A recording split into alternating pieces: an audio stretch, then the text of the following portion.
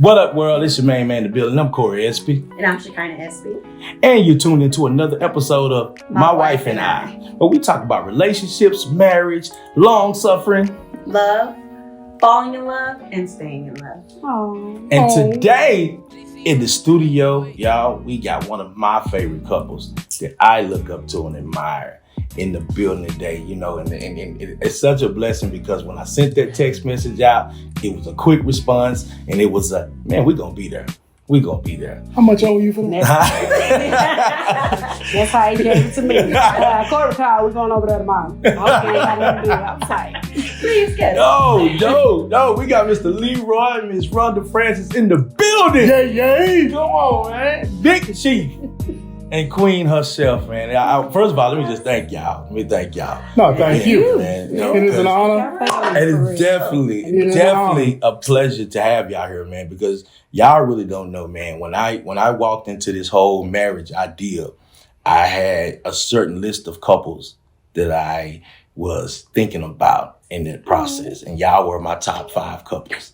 You know what I mean? We made the Fab Five, baby. Yeah, the Fab Five. Y'all in that thing. Yes. It is, man. And y'all been such an inspiration, man. And my wife has fell in love with y'all, because especially you, because she was like, I got it.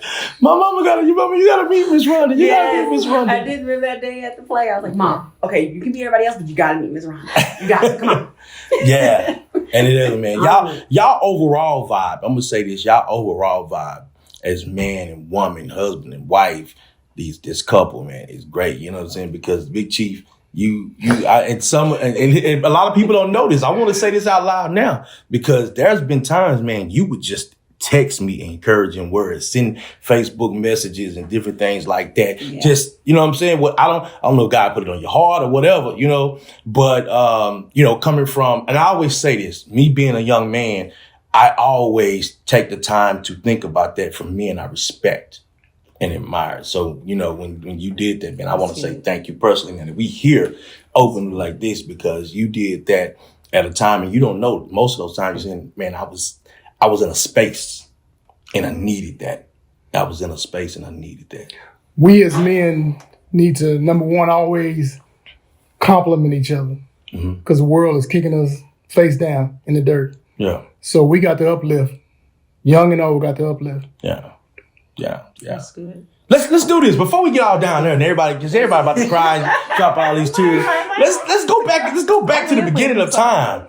First of all, how long have y'all been together? Yes. We have been together almost 20 years, but we've been married almost 17. Ooh. November 17 in November. November? Yeah.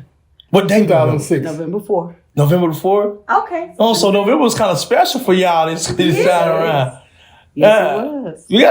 You gotta tell us how that thing started. Man, look here. Let me break it down.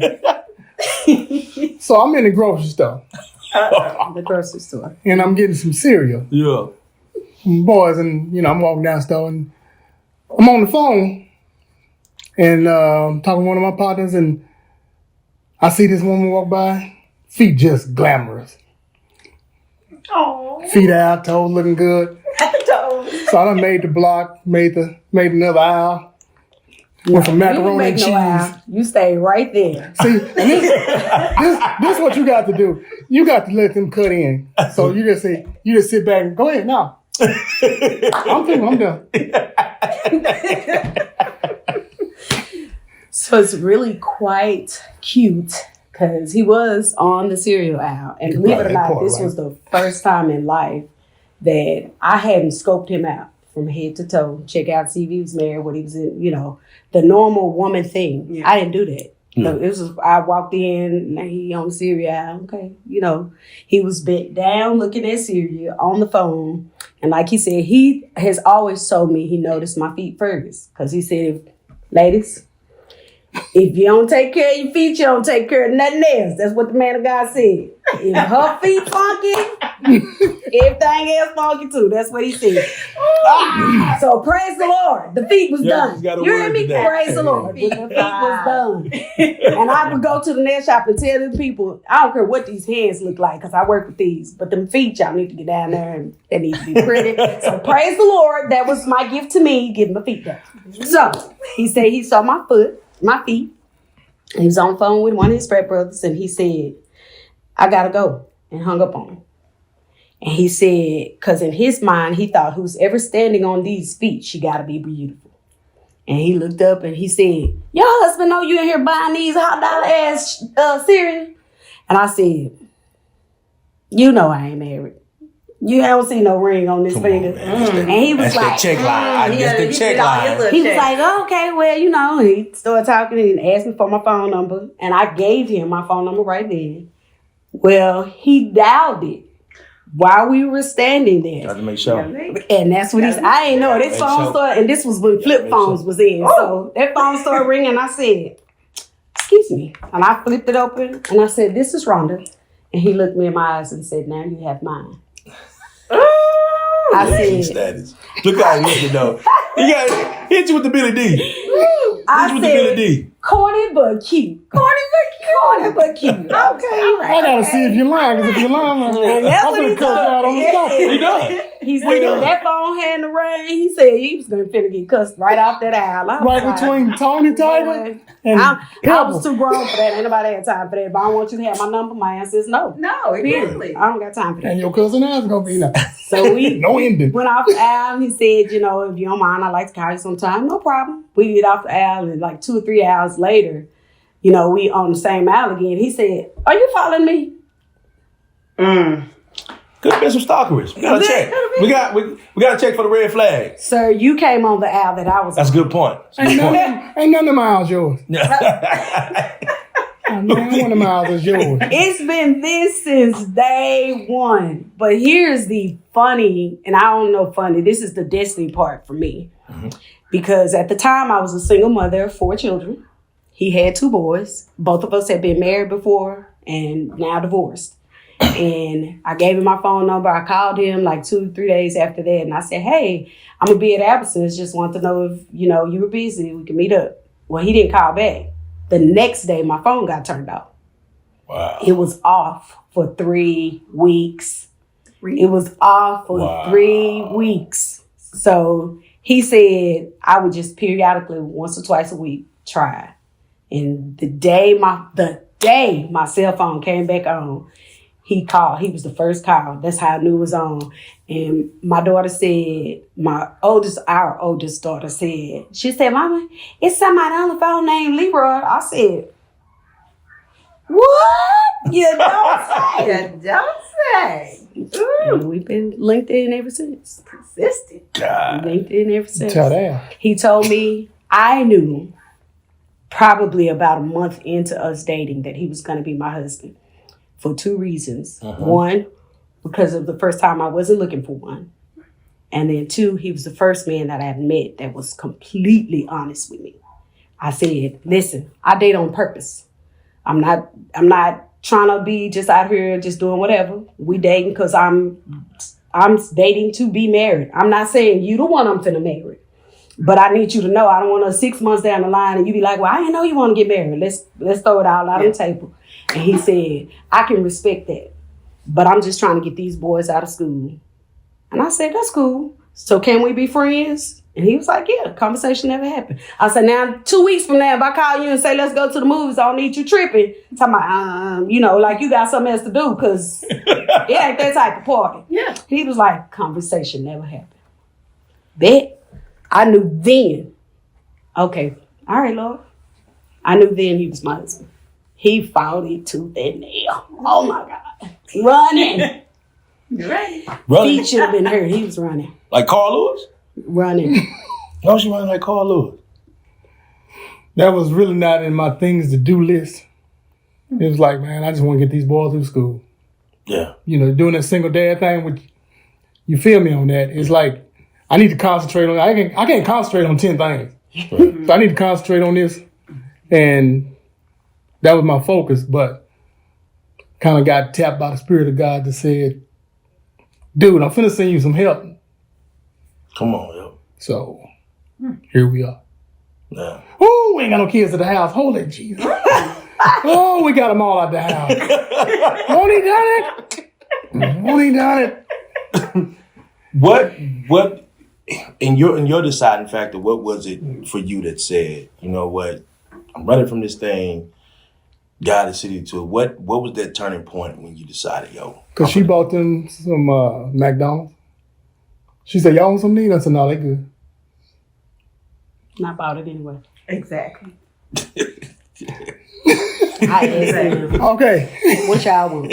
What y'all want to eat? Thanks. So let me tell you this. They was looking at me with deer in the headlight eyes like, I got to live here. I want to say yeah, but you gonna leave though. No, we good. So I was like, all right. And I went to McDonald's and I got it anyway. I got them all something to eat. Yeah. Came back. And he was like, y'all gonna eat it. And then the youngest one said, Dad, you gonna eat your burger? I don't know this later. Nah, y'all can split it. It was like, All right, thank you. yeah. So don't tell Rhonda I said this. It's just between me and you. Judge. Okay. So we were raised less than a mile from each other, but in total different atmospheres. And I was on this side of 35. She was on that side of 35. Those are two different worlds. Gotcha. So I went to Skyline. Yay. And she went to some other school. Carter. Oh. Carter did who they tried Oh. to emulate. Mm-hmm. So Uh-oh. as I was Y'all like a saying, Romeo Juliet thing going So- on. For real. her kids were raised that they could order stuff like at Burger King, like have it your way. My kids was raised like this how it's gonna be and this what it is. If you don't eat it, then you ain't eating nothing else. So she asked him one time, we all in the van, what y'all want? No pickles, no hamburgers, mayo. And I'm like, what the hell? My boy look at me like, and I'm like, oh. So then we end up one time again, and she trying to take orders in the van. Okay, remember, he don't want this. I said, okay.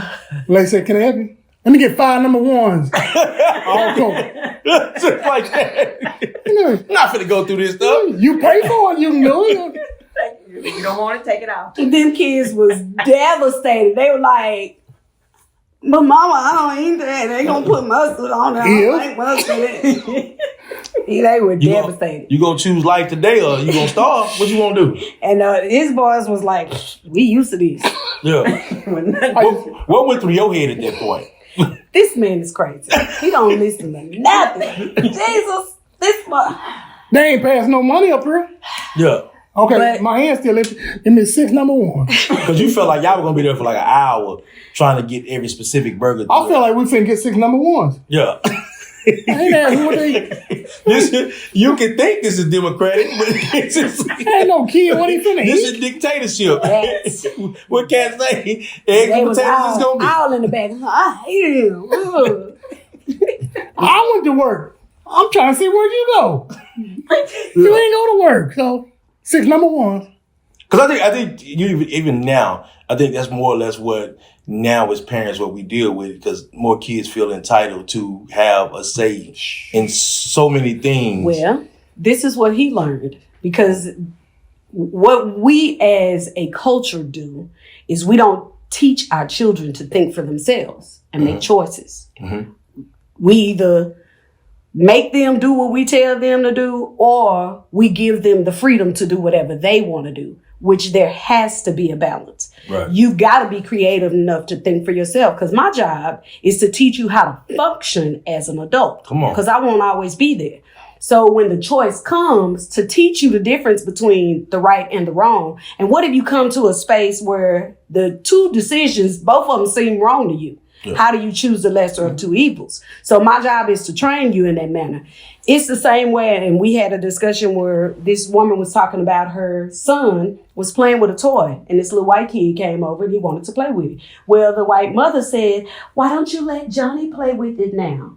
And the black mother was like, why don't you tell Johnny to go find something else to play with? Mm-hmm. Because at this junction, if she would have said, well, go ahead, you've been playing with it, let Johnny play with it. You've just taught your kid that what they want doesn't matter. Right. And it does. When you're done, and she did after the little woman was appalled and left, she told her son, she was like, okay, well, Mark, we've been playing with this a little while. Do you want to play with something else and give somebody else an opportunity? He was like, yeah. So it was what matters to you is important. And that's what we have to teach our kids, is that your opinion matters. What you like matters. How do you determine if you like chicken or beef, or if I only give you what I want you to have? I want you to explore your tongue pattern. Cause at one point in my life, I didn't eat beans, but I love them to death now. You know, I didn't eat salmon, but my girls love it. Like, I still don't eat crab legs, but it's like, they like in seafood hog heaven. But it was because I gave them the ability to try it. Yeah. So, you know, you just never know what's going to come out. Now, my job as the parent is to set up those boundaries where you cannot go past. And why? So that you can have a healthy expectation of consequences.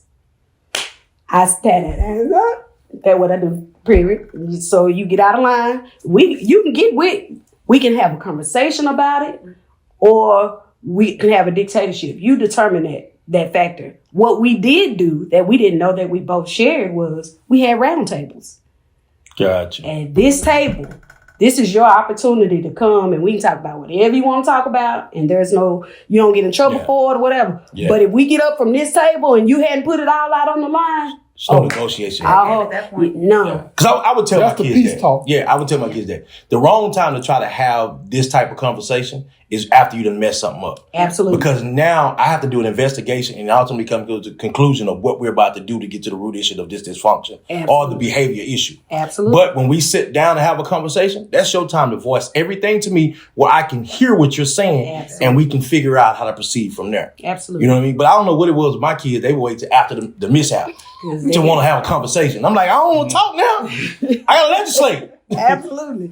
Me and your mama, the judicial system, now we got to create this legislation for you. Absolutely. There is no discussion. And our kids knew from us a lie.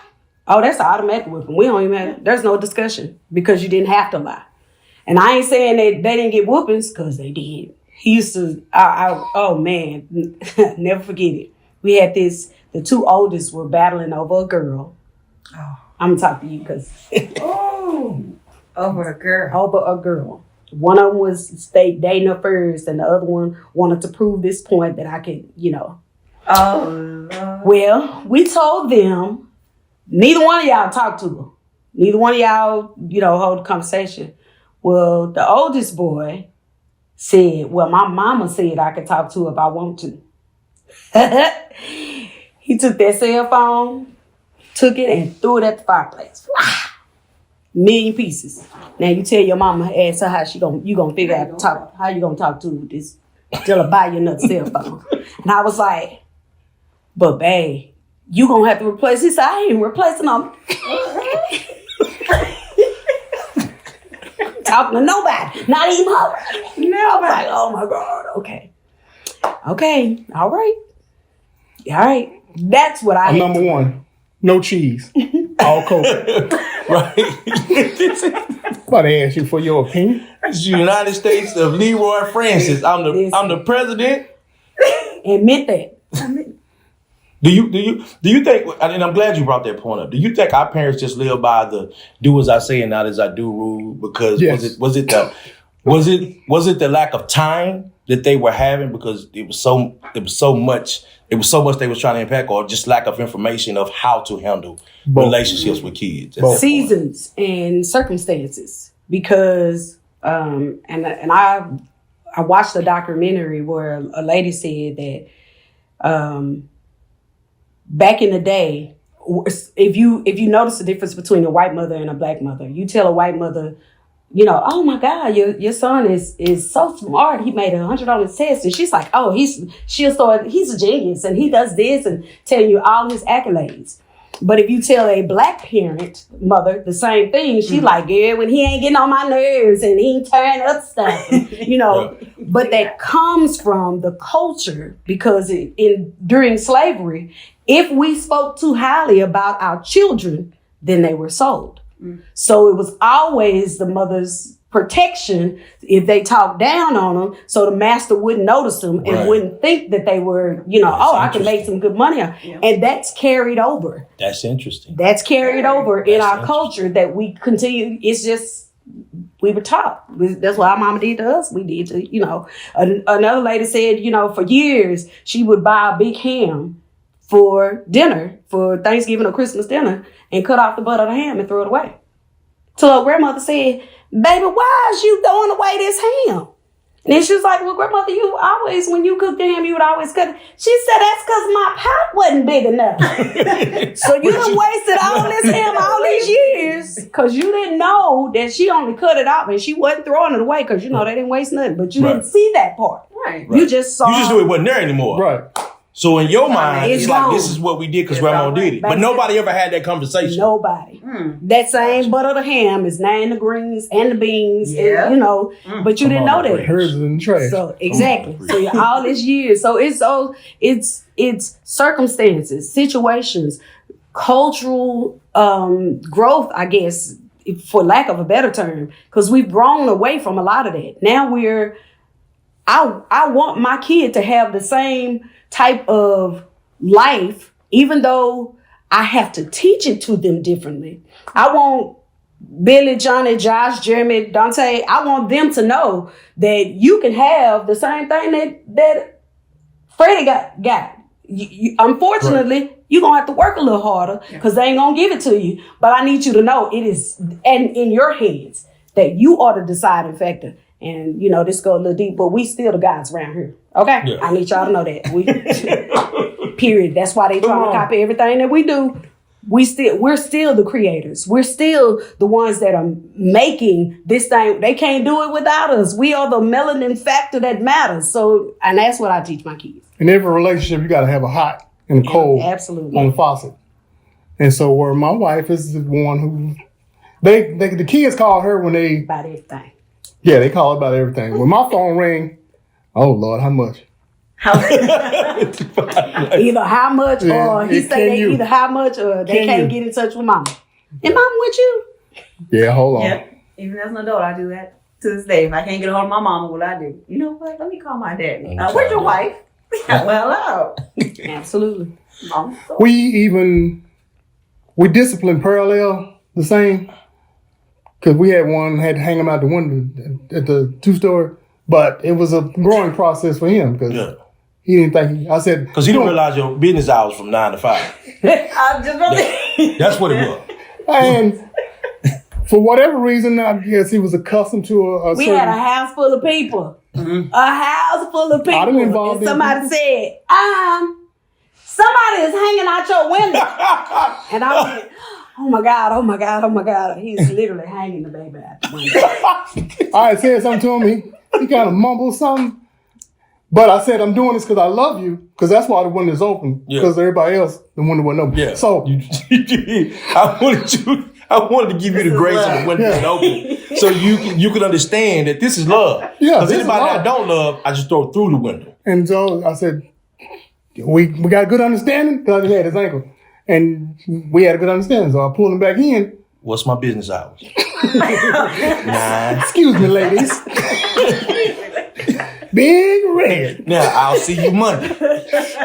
Any more questions? No, seriously. I'll see you Monday. I was like, babe, we had just got married. I mean, we might not have even been married 30 days. I was like, baby, you can't be hanging the kids out the window. No, the kids can't be mumbling. Right. Okay. Right. Because now I think something like that happened in 2023. You counsel. You definitely counsel. And it depends on the person. It really depends on the person.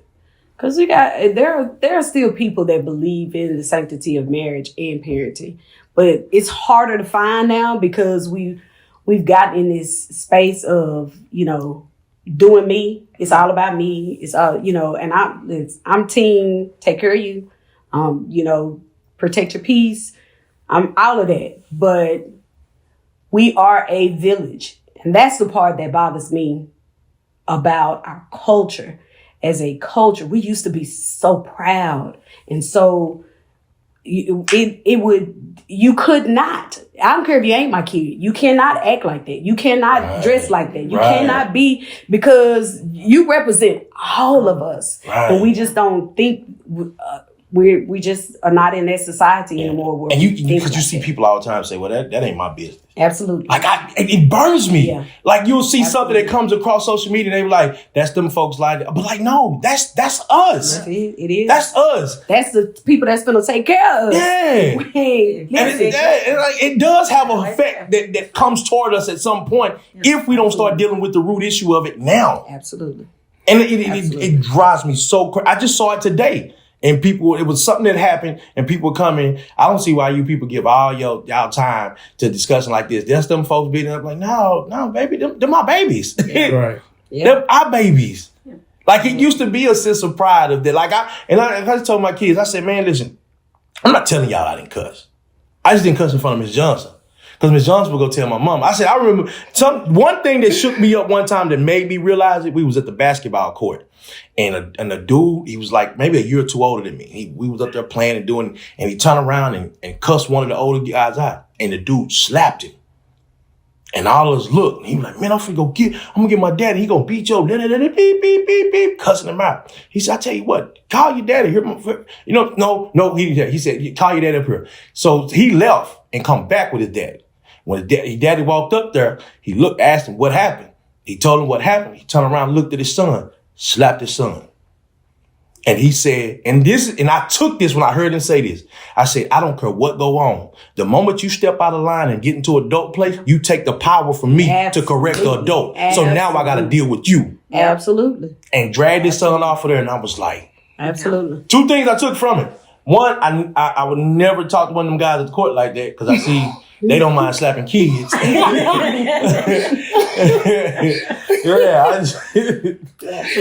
And two, I understood what my mama said. My job is to raise you. If something happened to me, somebody could take you and it wouldn't change things. Mm-hmm. They could keep raising you on. Yep. So, you know, spot on. I had a principal tell my son, as he was going to alternative school, kept getting in trouble. And unfortunately for him, it was because it was that when DeSoto was brand new and white folks still ran it, and they treated black kids like they still ran it. And the principal of the alternative school was a black pastor, and he told my son a story of the wolf and the bear.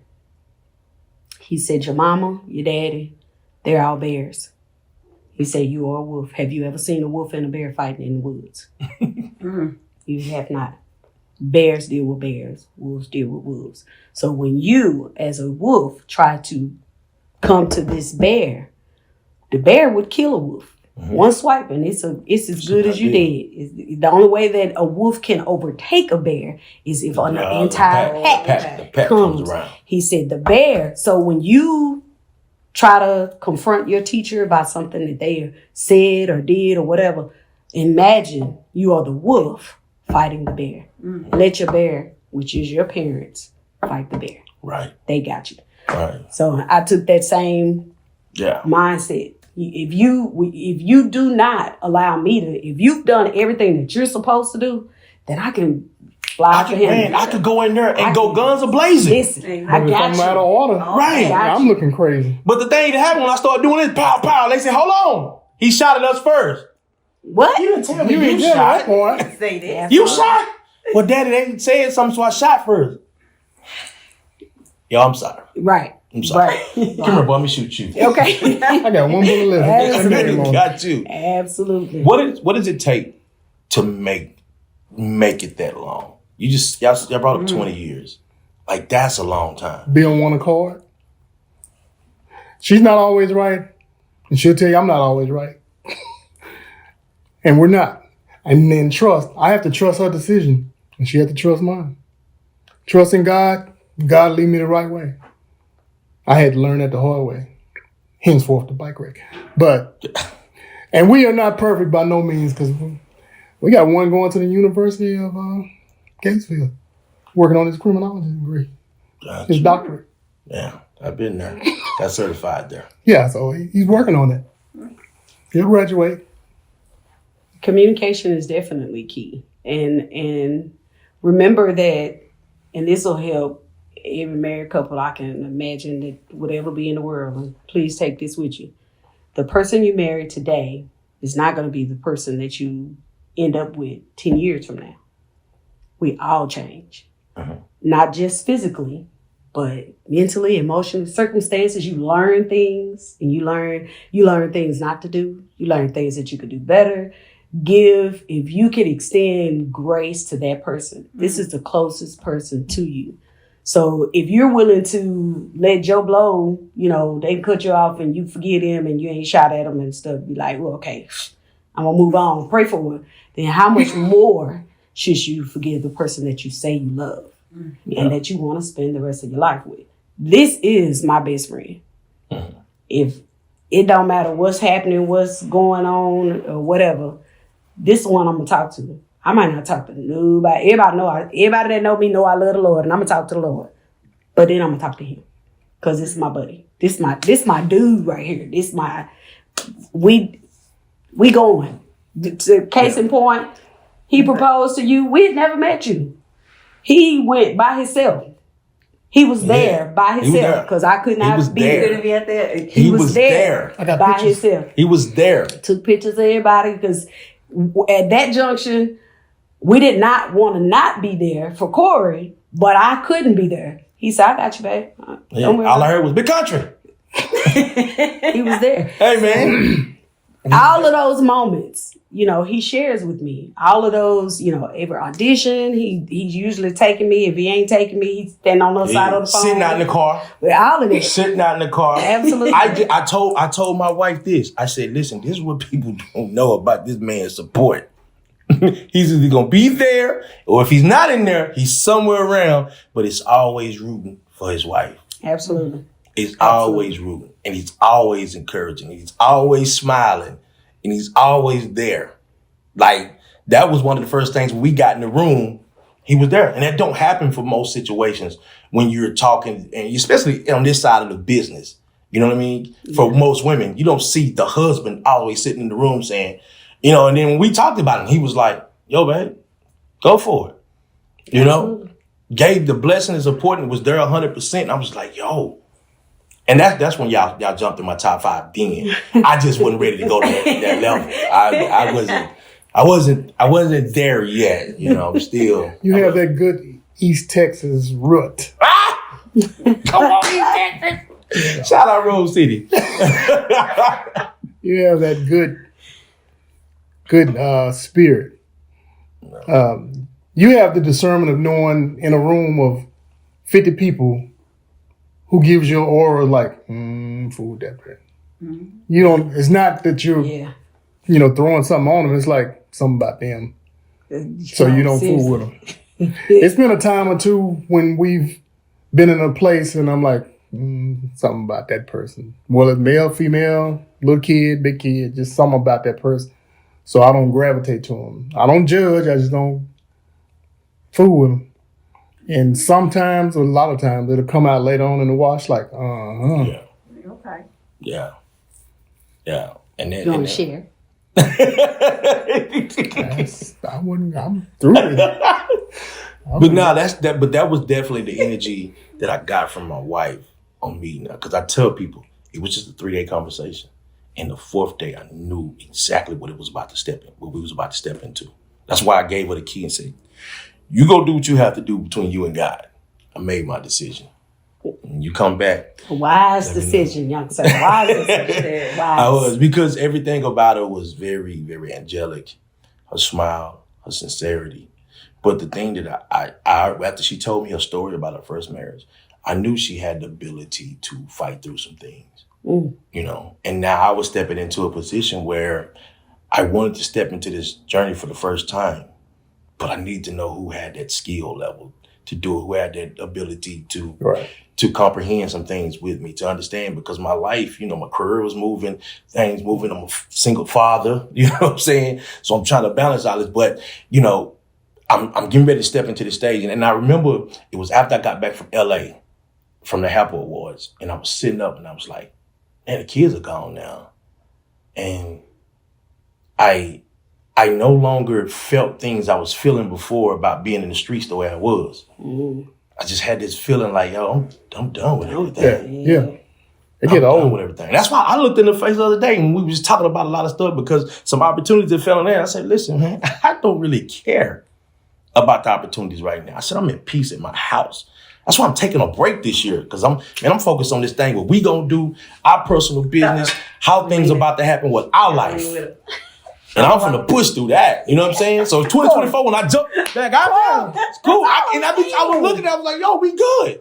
All I'm saying. Man, if I go do another big movie, I'm cool with it. But if I don't, baby, I'm cool with that. I'm cool with that. You know what I mean? Because I really wanted her to understand. Make me speak in tongues. Because her supportive nature is just like she had Gina Martin situation the other day. My show, so I had 2 shows Saturday night, and she woke up, y'all, and she was terrible. She was not feeling good. I went to the store, I got some medicine, and I told her, I said, look, I want you to understand something. If you're not good by tonight, don't force your way up in this show. I knew she wasn't listening. So when I left, I called her brother. I said, hey, man, your sister gonna try to force her way out, but I'm gonna leave it up to you to judge it. If she ain't good, man, don't let her come. Because the whole thing was, I have to be there for you. I'm like, you're there. How did it sound? She came in, my baby, I'm sorry, baby. That's how she sounded to me. I was supporting my man. She was like, I gotta be there for you. I was like, baby, you are. Right. You are. I got plenty of stuff getting ready to come up. We got stuff. You don't have to. Support is so much more than you being in the building. That is a great factor. But, like we even tell, fans, if you like something and share it, that's support. If you buy a ticket, if you tell somebody about that's still support. That's still support. So you don't always have to be physically there. One of my best friends, she be trying to fall over herself, spend money she ain't got. And so one time when she couldn't come, she was like, I just can't, sister. I'm so sorry. I just can't. I was like, girl, listen, I ain't never mad at nobody that can't show up to a show, because it's stuff that I ain't been able to be at. So, I mean, just support comes in. So if you pray for me, listen, hold on, let me put the stipulation on it. If you pray for me and you can get a prayer through, that's what you can do for me. Okay? That's what you can. So, I mean, support comes in so many different ways. And I just give y'all just a little. I would come home and, after rehearsal or something, he going over lines with me. That's support. When I get to the house and, we didn't just got out of rehearsal at 10. I get home 10:30, 11 o'clock. Bath water is run. Baby, what you want to eat? That's support. I ain't got to worry about if I'm going to eat, because he going to make sure I eat. Yeah. He said if the feet is ugly, she ain't cleaning her nails. So this bath water is ran. I'm talking about bubbles and all of that. So the level of support. Got to have clean feet. Listen, the level of support that I receive from my husband is like beyond. And I told him, ironically, this year, I said, there's 2 things that I'm going to focus on. Them the only 2 things. So I got one show that I've already committed to that's coming in April. That's going to be the last one that y'all will see for a minute, because my commitment in this stage of my life, we've just become empty nesters. Woo! Sorry, I just felt it in my spirit. My commitment is I'm going to focus on 2 things that I love. Do nothing. God and my husband. Right. Those are the 2 things that I'm focused on. If it ain't got nothing to do with that, I ain't, We walk around bugging Rick. In here, talking about, I'm glad you gone. My daughter, she going to the house, stuff get broke, I know who did. Ain't that how your mother-in-law is? That's exactly how your mother-in-law is. And it's thing, because just like you saying, that's why I tell her, I can go out here and fight so hard, get up and hustle so hard, because she takes care of everything around here.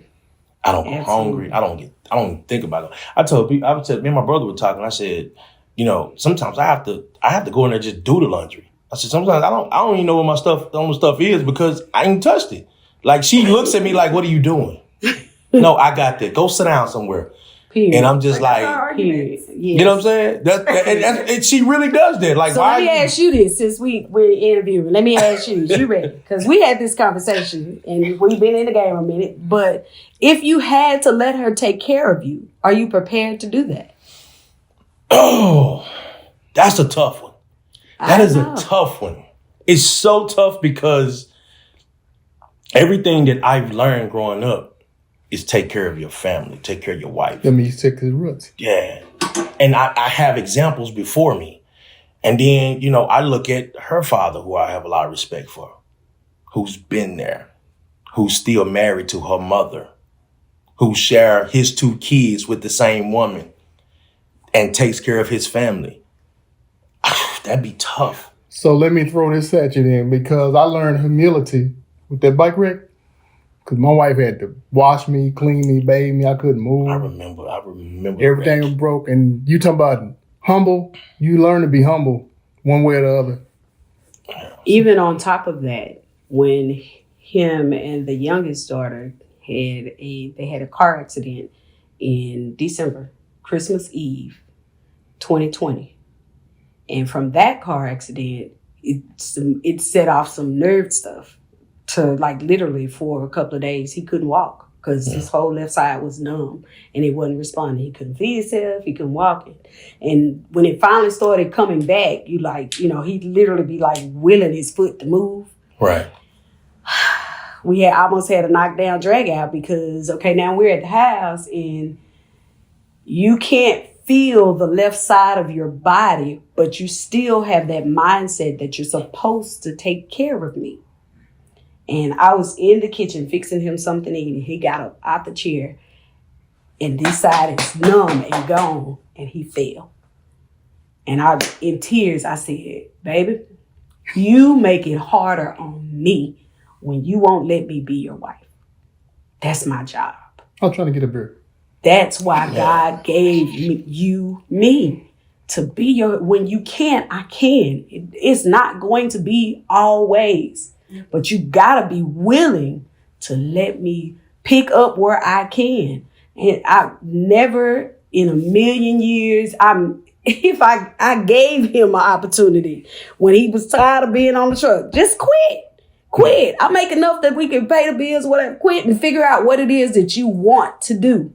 No, I'm not gonna do it. Right. And like you said, it's hard for us. I get it. But then when you have to. Right. I need you to be willing to let me do that thing. I can't fight you and take care of you.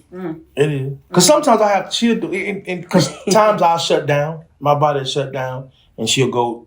But she's always in this mode of, I'm taking care of you. So then when I do get down and she's going, because she'll just go all out. And then I feel like, I need to do something. That's what hits me. I need to do something. You know what I mean? And she'll like, no, sit. I'll be like, I've been sitting 2 days. I've been sitting for 2 days. Massaging the man's foot. I'm trying to massage his foot. He trying to hold the foot up. Sir, can you relax? Can you relax, please? Can you just? It's hard. I'm nature. Because she'll be massaging me and I just put my arms on her, start massaging because I feel like I need to do something. I'm working on it. Work on that, sir. Work on that. That's hard. Work on that. It's hard for him, especially when I can like look at him and I can see, okay, something's off. Dave, hey, come over and sit down. Don't you worry about this. I got this. Don't you touch them dishes. Don't you touch them towels. Don't worry about this. And it's hard for him. I see how hard it is, but then it's so easy for me to want to do those things for him because of the way that he loves me. Absolutely. And the way that he effortlessly acknowledges my love languages. Like even before me even telling him the things that he does, I don't have to tell him that. So that's what it makes it easier for me to want to do things for him. Absolutely. And give him everything. Even if I can't give him $1 million, I want to give him everything. Make him feel like he got him. Make him feel like it. Exactly. Absolutely. That way he knows how much I appreciate him. Because absolutely. I mean, like everything happened fast, but like I told him, what was it, yesterday, today? I was like, I don't regret nothing. This was not the easiest road to get to our wedding and, get down the aisle, and even after the fact. But now, like looking back at it, I wouldn't change it. Wouldn't change a thing. I don't regret. Absolutely. I don't regret anything with it. Absolutely. Even down when we had our car accident and the fact of how he took care of me. He stayed in that hospital. I know that chair was so uncomfortable. We were in there all night. They done pumped me with so many different drugs trying to get my pain level down that even after that, we went to Whataburger to give me something. He's like, look, my wife, she just got out the emergency room and she needed to eat. We just want some breakfast. I just want to make sure she eats something. And they had just switched over, right? They did. And they ended up just giving it to They me because of his charm. They said, they were like, you know what? Don't even pay Just go for ahead it. and take And gave everything to us. You didn't order number one? I'm so dead. I think I got some pancakes. We got the basics. They said, you know what? We'll give y'all some pancakes and some eggs and some bacon. And here y'all go. And they just thought they just handed it out the window. We didn't even get to finish that. And that's happened a lot. We'll go to a place and won't even pay. Yeah, that's called favor. Ain't that it? It's definitely Favor ain't fair. But you got it. Y'all been on vacation yet? We're going to do something. This is what we're going. That's what we're doing. That's another reason I'm checking out. Because just like you said, the two shows, the two different shows I'm doing out loud already had the obligation from 2022. Right. But after May, that we're gonna get out of here. Go on our honeymoon, start to travel, see family, do other things. Yep, we did that. We did that as well. Our honeymoon. We got married in November. We spent a night in the Hyatt because I used to tell them when I was a little girl, my mom used to always tell me that the ball was mine. That was my ball. So we spent a night in the Hyatt, and then we came back to our house for a few days before the kids had to come back. What was it? 5 years? We went to Jamaica after we got married? Yeah. It was a while. No, it was 3 because we went in 09. And we got married in 06. So 3 years after we were married, we went to Jamaica. And you talking about had a ball like we got married the night before? Had a ball. Yeah, I'm not. Had a ball. So if I could say to anyone, especially, to the two of you, because we have a mad love for you, seriously. Yeah. Your marriage is yours. Make it yours. There, you will see things from, your parents. My parents were married. His mom and dad were divorced. So there were some things that had to be learned on both sides. And recognizing that it was those circumstances in which we lived in that shaped how we thought about things. Right. So we decided right at the very beginning that this was ours. What works for us has to work for us. Right. So-and-so may have did it, but that don't work. I don't like that. Do that. Get somebody else to do it. Do something different. Whatever the case may be. Just always remember that it is y'all's. Make it what y'all need it to be. Because at the end of the day, you want to be together. You want it. That's the end result. I told my mama the day we got married, she was about to lose her mind. Hey, you talk to the videographer. Have you talked? What is God? Mama. Mama. No, I have not. I don't care. And I know this finna sound bad, but that day my phone got turned off too. It was a blessing in disguise. Okay. Because they was calling and couldn't get me. So I was just nice and pleasant. Nope, can't talk to nobody. But and this was one of his friends that told me this, at the end of the day, what mattered was I was going to be his wife. Exactly. And that's what I wanted more than anything. So all that extra stuff, all that stuff on the outside, that's for the people, And we had a beautiful wedding. And people still talk about our wedding. How much they enjoyed it, how beautiful it was, how many love stories came out of it. But at the end of the day, what mattered is that I was going to be his wife. My last name was changing. Exactly. Get you a date night. For real. Get you a date night. I don't care what day it is. For the longest, everybody knew ours was on Wednesday. If it fall on Wednesday, I ain't coming. Now it's changed. Like I say, the person you marry ain't the person that you see 10 years from now. We have different jobs. We have different things happening in our life. So, our date night had to adjust to that, to kids and all that. But get you one and be committed to it. The same way, you got a rehearsal. Don't book a rehearsal this day. I can't. I'm not available this day. I'm not available this day. But them other days I can work out. But this day I'm not available. And it doesn't have to be grand or expensive. We've had midnight picnics in our bedroom. We've had, 2-piece chicken at the lake. Go walk. It just needs to be consistent. It needs to be consistent, and it needs to be just y'all. During that time, you don't answer the cell phone. You don't look. You ain't on Facebook. You ain't on it. None of that. You need to direct that right there. Yeah, you ain't none of that. That particular time frame is just y'all, where y'all able to focus, talk about whatever, laugh. We score on people. That's all.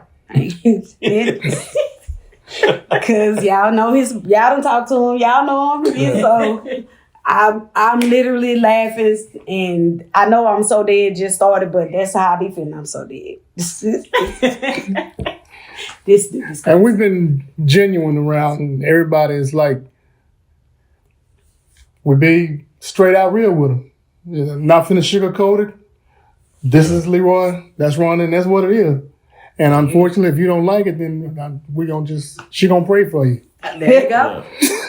Yeah. My mama was a preacher. My wife a preacher. That's where we're gonna leave all that right there.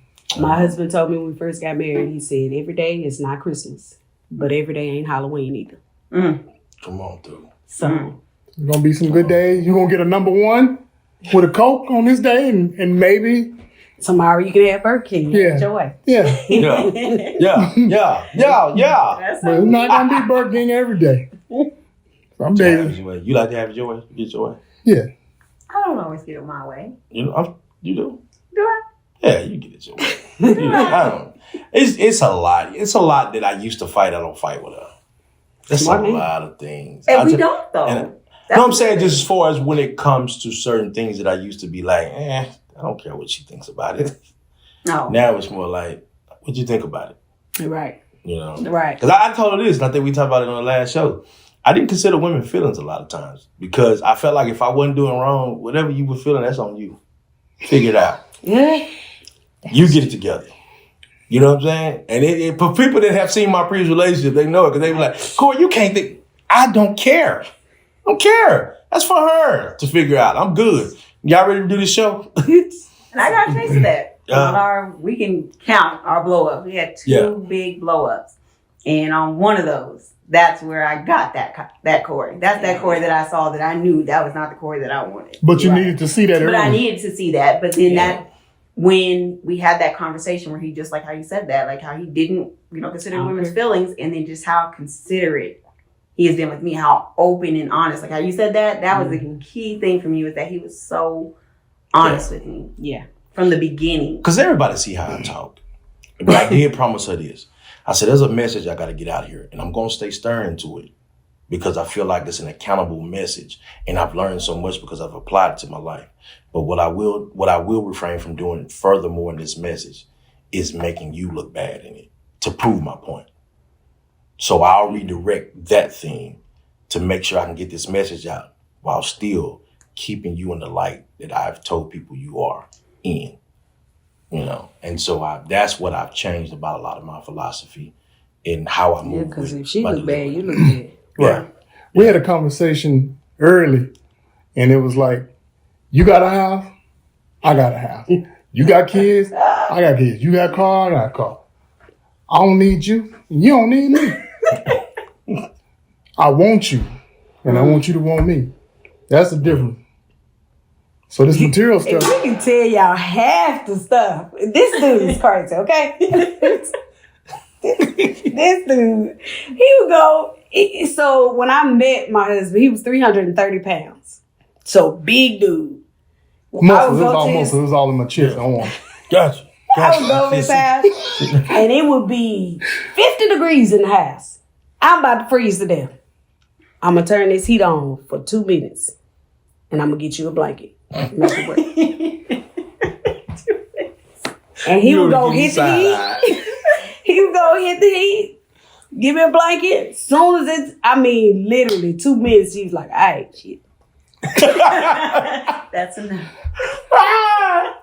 Yes. Right, so he knew I was coming. He already had the blanket out. I already got your blanket together. Whatever. Sit by the fireplace. Because that's my biggest complaint. Man, he always keep this house cold. Mm-hmm. Listen. And I can't function in that heat. Walking out like, you ain't hot. I'm sitting in front of the heater. Yeah. You ain't hot. Yeah. No, baby. No. I walked in the house this evening. I said, it's hot in here. You know, because she got her own room back there. And I go in that room sometime and I go, because I come in there, to chill with her for a bit and it feel like a preview to hell. I open the door and I will, like, backdraft. I will bag out. Like, Literally, he goes, oh. ooh. The doorknob was hot. Yeah. I was like, baby, I don't think God intended Earth to be like this. You got duck and roll. I'm going to text you. Just as calm as I'm going to text you. I'm going to text you. I'm going to text You you. got low crawl in the room. I'm going to text you. I'm going to text you because this is too. He got a mask on and everything. Yeah. Fire department. But I figured it out now. I figured out how to maneuver through it. But then her body is changing on it now because now every time I think it's a little cold, she hot. Yeah. And I'm like, okay, well, I ain't gonna complain. Personal I comments? don't know what it is. it happens. I just know go she with had a window open and a heat on at the same time. That's the perfect. Thank you. That's the perfect combination. Thank you. I tell you. Because you never get too hot and you never get too cold. Rhonda got a fan. I got a fan. He has the audacity to turn my fan on though. Talk about, you want the fan on or off? I'm good with it off. Click. Dude. But at this junction, I'm okay because you're finna get in the bed. So when you get out, when he wakes up in the morning, turn that off. Yeah. Because you ain't in the bed to warm it up. So Yeah. turn that off. I don't need all that. I do, what I'll do when I leave, I'll make sure it's good and warm for her to get up in. Because otherwise, I ain't gonna be able to get out this bed. Yeah, don't be sitting there. Come on, just turn it We off. also had we had to have everything out in the open. Everything's out in the open. We had to have the conversation. So I told her, we had just met. I said, listen, I ride motorcycles and I drink. If that's a problem, it's been a real Sit pleasure. down. Yeah. She said, I'm good. All right. I like motorcycles and I drink a little too. So, I mean, we good. So when I had that What wreck, you everybody drinking kept on? saying, she gonna make you get rid of that bike. No, I was in the contract. I ain't gonna lie. I said it too. I was like, you still gonna let him ride? I was like, It's like riding a kid riding a bike. She got her license now. She ride motorcycle. I don't know why. When I saw the pictures, I was like, And it would be different if he was doing something to cause the accident. It was truly an accident. It was nothing he could have done to avoid it or anything like that. So, he could have had an accident, in which he did. A couple years later, he had an accident in the car.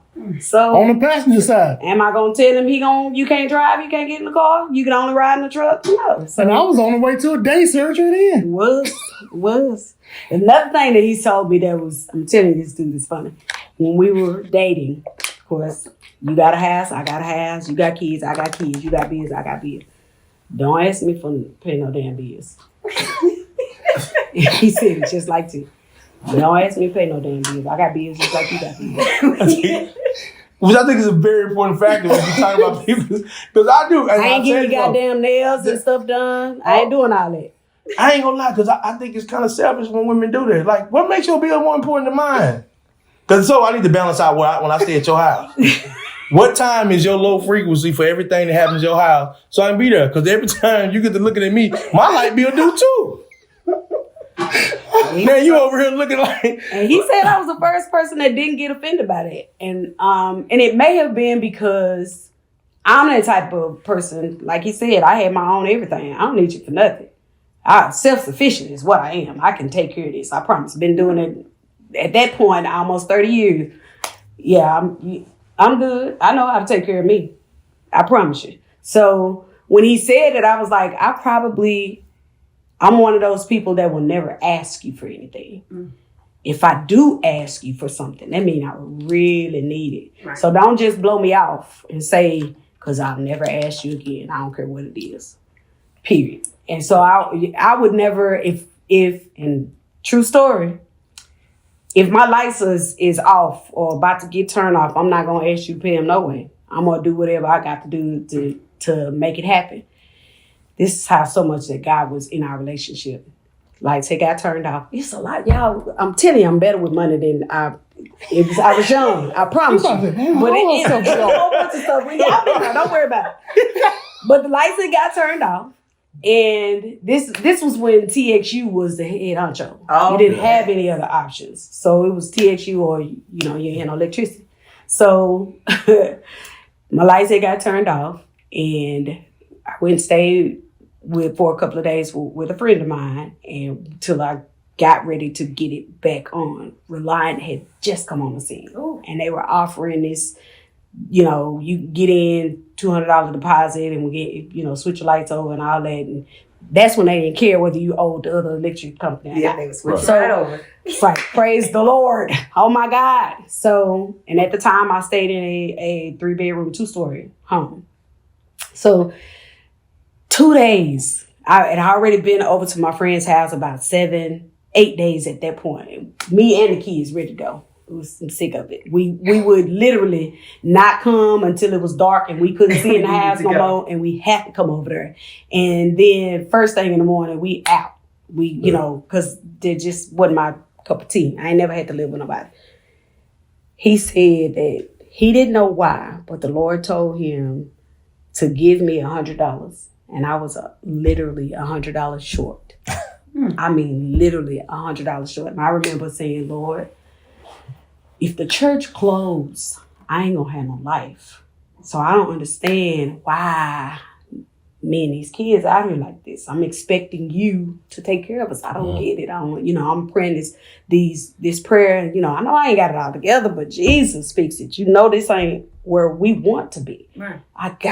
We gotta get out of here. We gotta go home. We want to go home. And he called and asked if he could take me out that night. And he said, I don't know why.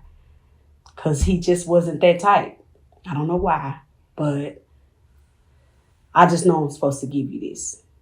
And he handed me that $100. He said, if his question was, if I give you something, are you not going to be, take it any kind of way? You're not going to think I'm trying to, get something. Right. I was like, no, what you trying to give me? He said, I don't know why, but I'm supposed to give you this. And he handed me that $100. And I almost came unglued because I knew that it was an answered prayer. Right. He didn't know. He like, I don't even know this girl. You talking about give her $100? Who is this lady? Lord, I don't think I heard that right. Listen, that next morning, I got my kids up, got their stuff. We ain't coming back. Don't worry about it. I went straight and paid that. Before I got off work and picked them up from school, the lights was back on in the house. Mm-hmm. Thank you. I love you. I appreciate the time. God bless you. We good.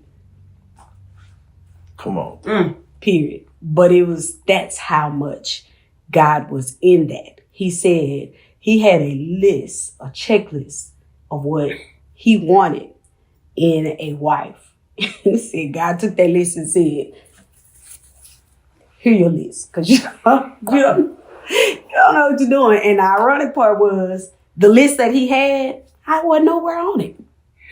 I wasn't nowhere on it. I want a woman with they ain't got no more than 2 kids. I had 4. I don't want a woman that's younger than me. I'm 10 years younger than him. I don't want a woman certain height, this, that, and he named off a whole bunch of stuff. I wasn't nowhere on that list. He said, Lord was like, okay, because you don't know what you're doing. Here your list. I understand that part. I have a list too. I did. You threw your list away too? I did throw my list away. Come on. I did throw my list away. Because my whole thought process was, I'm in my 30s. I had just gotten my credit and everything good. I was like, okay, I'm good. I've been married before. The biggest thing for me was I felt like damaged goods. And it took me a while in talking to God and just being more confident in myself to realize that I was worthy of love. That's why in my vows, that's one thing I kept saying. That's one thing I kept saying with him, is that he showed me that I was worthy of this kind of love. And my list definitely had to, I was like, okay, well, I don't have no kids, so whoever I'm going to be with, hey, you can't have no kids. We definitely have a whole, the Lord said, oh, okay, all right. Not only do we got kids, we got a bunch of puppies now. It's going, She was like, all right, that's cool, that's cute, But then to have him and just the way that he loved me down to the proposal and then just meeting everyone and just feeling so welcome and loved, it made that list irrelevant. What list? Where it was like, okay, God, I'm letting you lead. And that's why I had to tell him. Like I told Corey before I even met him, I told my mom, I'm done. Like, we about to just go to a sperm bank, find a baby daddy, and I'm done with love. I don't want to do this. And then he showed up. Mm-hmm. As soon as I literally turned it over to God and said, all right, I'm going to let you lead. And he told me, all right, buckle up. Because I already had a plan for you. I already knew where I wanted to get you. Yeah. But you're the one that wanted to take all these extra routes. Do what you want to do. And look where it got you, but I never left you. And in the end, he was the prize that I got. Come on, preacher. Come on. See, everybody think I'm gonna be preaching. She the one gonna be doing it. I'm gonna be the first man. She gonna be my armor bearer. So the front of my hat on the Walk front. behind with the water. She gonna be the one at the end talking about. Yeah, I hope that something was said the day that God moved you. I want to ask my husband to stand up. Babe. You know, I tell her. That's why. And then honestly, y'all, that was a lot of reason for the starting the show because I felt like, well, I ain't gonna feel like I know my wife has a lot to offer, and her energy is so gravitating, and her light is so bright. You know, so I told her, I said, man, it's time for you to step on this platform and do it. And I said, the show needs to go my wife and I, because eventually it's gonna be about my wife and what she has to bring to the table and the message that God has given her. Ooh-wee. You know, so and it's been great because we've been in the background talking about all the things we want to create, and I've just been seeing her mind work. I've been seeing how it's just been going, and how excited she is now to just step out and just say, "I'm here. Okay. I'm here. I'm here." I'm coming out. That's what he helped me with the confidence. Like for me, like I said the weight. Like for me, I was a bigger girl. I had asthma. I was always on like the different steroids that they give you, and I worked at a gym. I started actually putting work into it. I was going against them telling me, oh, well, because I played sports. I did basketball, I did volleyball. I got taken out of it because my asthma was so bad. My asthma and allergies, everything was bad. They had me on everything. Wow. And one day I looked in the mirror and was like, I don't like what I see. So I'm going to do something about it. And I did. And I started working out and doing everything. And even with him, one of the biggest things now was the fact that for me, if I have a lot going on, I like to run. Mm-hmm. I love running. And since the accident, I can't do that. Oh. Because of my back. Mm-hmm. So it's a lot of stuff to where I love him because he motivates me. He's like, baby, we can do other things. We're going to figure it. Even with the wedding. When they came up to the wedding, I'm like, my dress doesn't fit and I can't run and I can't go and do this. He was right in here encouraging me. Hey, babe, we're going to do this. All right, work out. Took him, punched me with the little gloves and stuff, and I hated him. But you know what? When it came time to put the dress on, it went up perfectly.